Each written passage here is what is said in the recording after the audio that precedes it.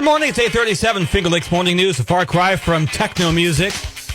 As we welcome in John Katko, who's running for Congress in the 24th District, making his, I think, third appearance on this show. I can't really keep track. But John, good to see you again.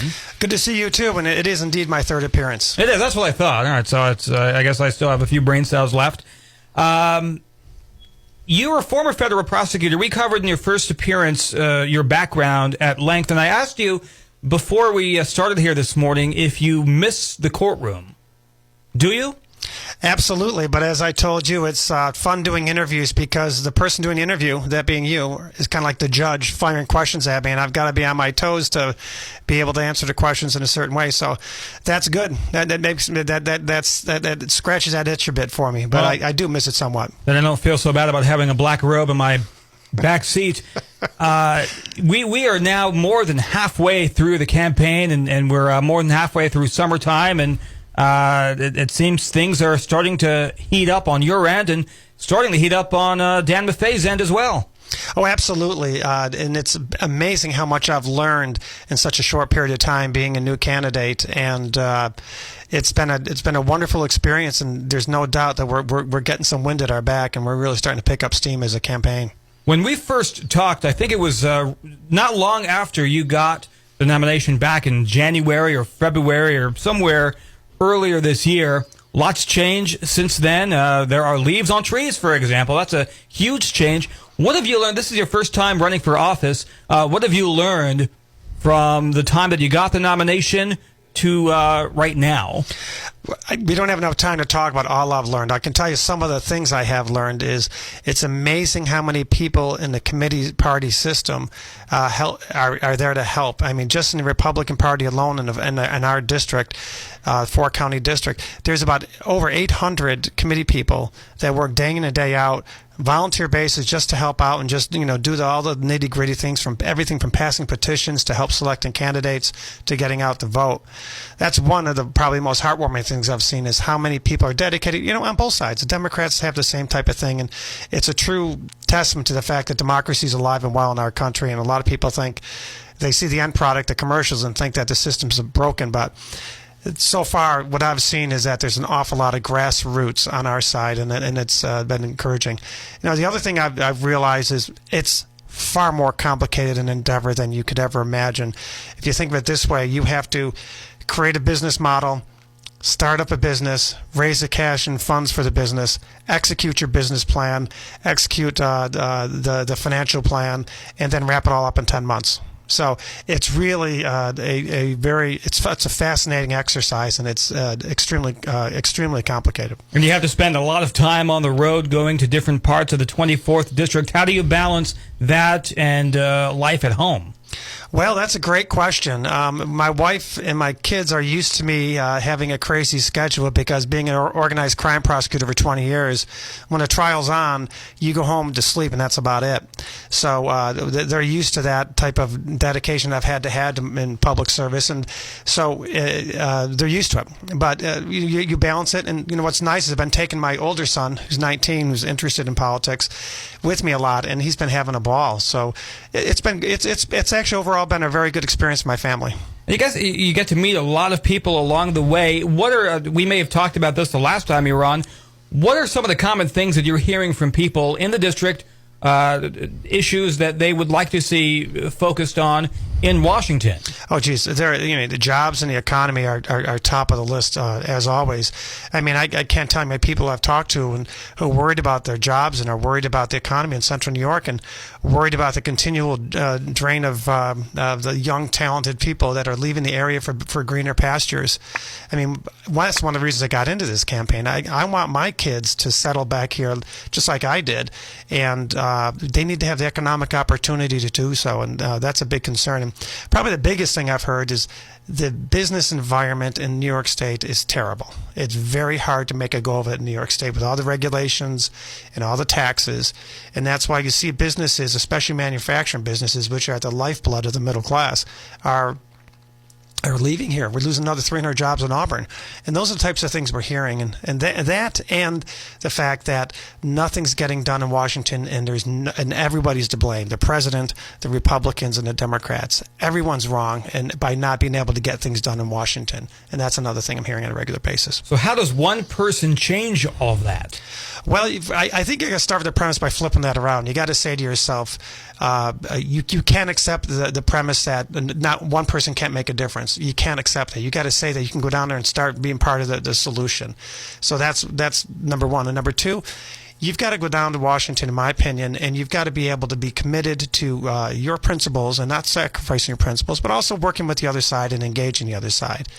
They're not doing that now. We have a president who simply has written off Congress and doesn't do anything other than snipe with them. And we have Congress that snipes with each other in the parties, and we have people in each party that are afraid to even sit down and talk with the other side, which is crazy. One of the masters of doing that was Ronald Reagan. And one of his biggest nemesis was Tip O'Neill. And one of his best friends was Tip O'Neill.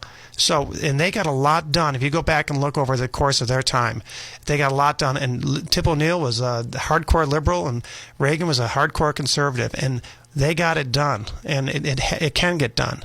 And you look back on a little bit lesser scale, but still it's the same example. During President Clinton's time, he worked very hard with Newt Gingrich, and they got some things done. So it can be done. So even though it looks bleak now, I absolutely positively believe it can get done. If the kind of colloquy that existed between Reagan and O'Neill existed today, would Washington be in better shape? Would we be in better shape? Absolutely. We wouldn't have Obamacare in its current form, for example. That was rammed through on a partisan basis, and it's a mess. Now, if you had sat down on both sides and thought about, we have a problem with health insurance in our country, let's sit down together and figure out how to do it, absolutely would have a better product than what we have now. And that's why Obamacare is such a mess. Our guest is John Katko, who's running for Congress in the 24th District on the Finger Lakes Morning News. Not running on the Finger Lakes Morning News. We're talking to him on the Finger Lakes Morning News. Gotta make that very clear. You mentioned a few minutes ago that part of the problem are Republicans. That might not endear you to Republicans who might not have opened up their wallets. But, I mean, I don't know how to phrase it. Do you find that level of honesty and openness on the campaign trail, do you think that'll translate? If you win, will you be as honest about both sides of the system as you have been on the campaign trail? Yes, and you know what? The people in Washington get it too. Believe it or not, I was just down there last week, and the leadership is saying the same thing. They're saying, look, that is a narrative you have to pursue. They understand it. They understand the perception. It's not as one-sided. It is absolutely not as one-sided. I'll give you an example. I mean, everyone's talking about the House Republicans. Well, the House has sent 321 bills over to the Senate. 321 bills that are sitting there that haven't been acted upon in this term alone. So, and that's a democratically controlled Senate. Nothing's going on over there either. So it's both sides. And they recognize it too, and they recognize it's got to get better, And so to answer your question, I don't know. I don't think so. I think people are sick and tired of the sniping, and they just want to hear from people that they're gonna be pragmatic and go down and get things done. Ronald Reagan always said, "I'll take 60% now, and I'll keep working on the other 40%." I love that. That's a good way to operate. So answers over arguments. Right. Let's talk about endorsements. You were recently endorsed by the Veterans Party. I was, and I'm very proud of that because that's one of the other rewarding aspects of what I've been able to get involved in since I got involved in this campaign. The veterans organization in our district is quite substantial. There's about 30,000 veterans. And I've done over a dozen parades, and they're peppered throughout those parades wearing their hats, and on the sidelines they're watching. And, going over and shaking their hands and thanking them for the service is probably one of the most inspiring things I've done, because oftentimes they get a tear in their eye. And that's pretty cool, that you can touch somebody in that way just by thanking them. And it made me realize that these veterans are not always treated as well as they should be. And so I've been working very hard with them. I came out with a 5-point plan for veterans and ensuring that veterans are on my staff now, and they will be if and when I get elected, and they'll be responsible for handling the veterans issues, so they will never get swept under the rug. What's the plan? Well, the plan is to have them on the staff with me. The plan is to have them on, any constituent calls regarding veterans are going to go to these individuals. These individuals are going to have some specialties and know how to deal with them. And they're going to have a little more skin in the game because they're a veteran themselves. So we're going to have that. We're going to make sure that if any disability claims for veterans go longer than they should, that we're going to intervene for them and have a system set up to do that. So it's not going to, they won't get backlogged.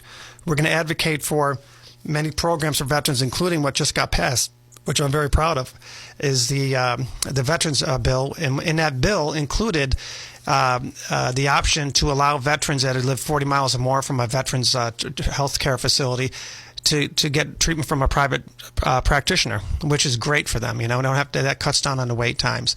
And also, I'm just hoping I'm hoping against hope to use my prosecutorial skills, my investigation skills to help get to the bottom of what happened with the Veterans Administration scandal, and not just because this bill passed, say it's over, hold people accountable, because that's the best way of learning what happened and kind of getting into the details of the Veterans Administration so we can make it better and stronger than it's ever been.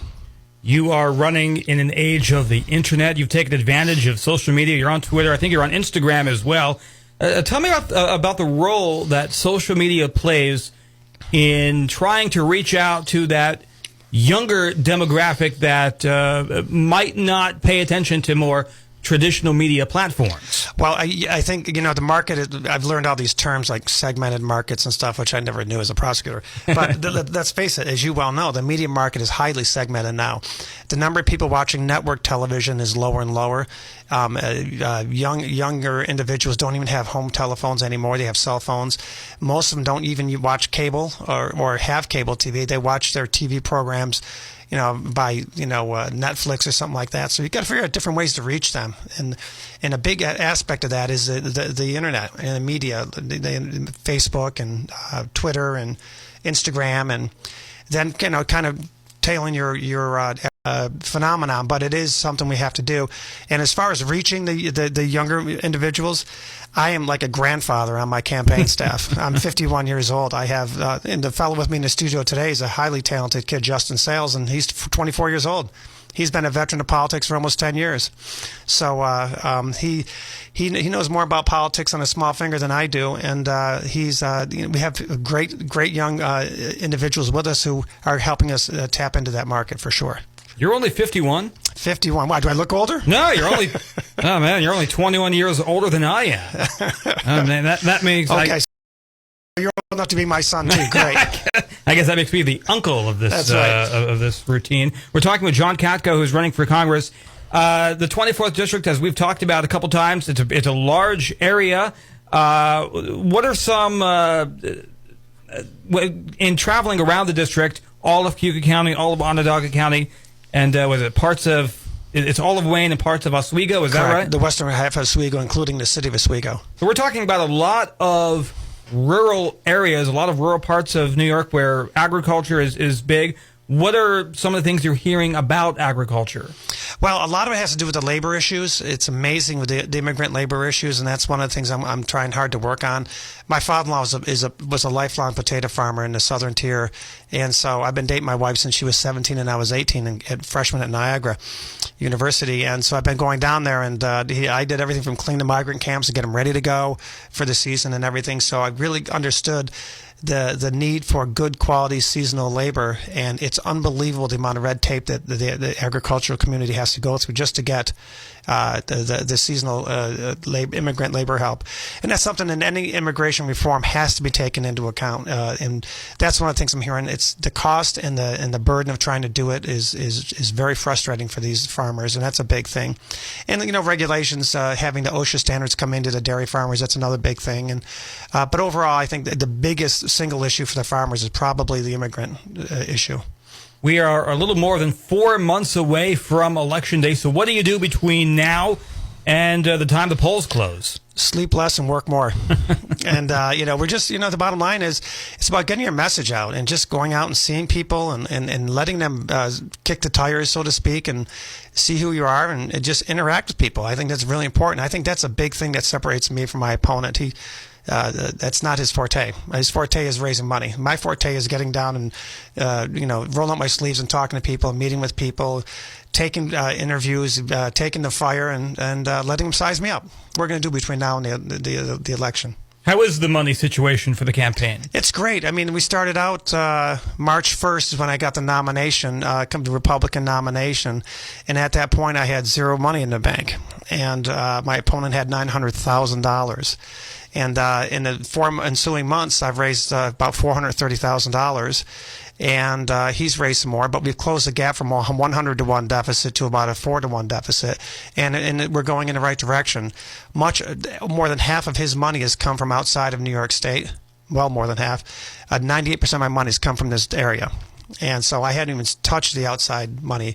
And so that most certainly will be coming because everyone's excited about this race and they see the momentum building. So we're going to close the gap even more, and we're excited about that. You got the nomination in March? I did. I have to learn how to use a calendar. I think I said January. Well, I left my job January 11th. Oh, okay. And then I had to go through the nomination process, which was quite arduous, and they finally made a final decision for the Republican Party. Then I had to work on independent and conservative lines as well. So I got through the big one was the Republican one, and I got that on or about March 1st, I think it was. Wouldn't be the first time this week I've gotten my dates wrong. John Katko, running for 24th District in Congress. Good luck, and talk to us again before the campaign ends. I'll come out anytime you want. I'm happy to come out as often as you'd like, because there's no better way for people to judge me than to listen to me interact with people. All right, thank you very much, John Katko. Coming up tomorrow, we'll have more guests on the Finger Lakes Morning News. I'm Joe Salza on Finger Lakes News Radio.